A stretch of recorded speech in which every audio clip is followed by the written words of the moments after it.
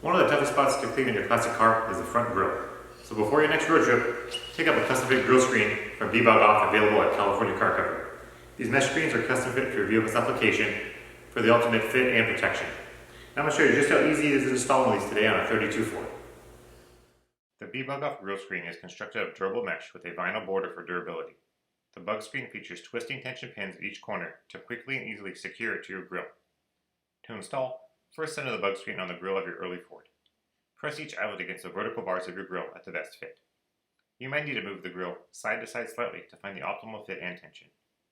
If the bug screen does not align out of the box, lay it out flat in the sun for 30 minutes prior to installation.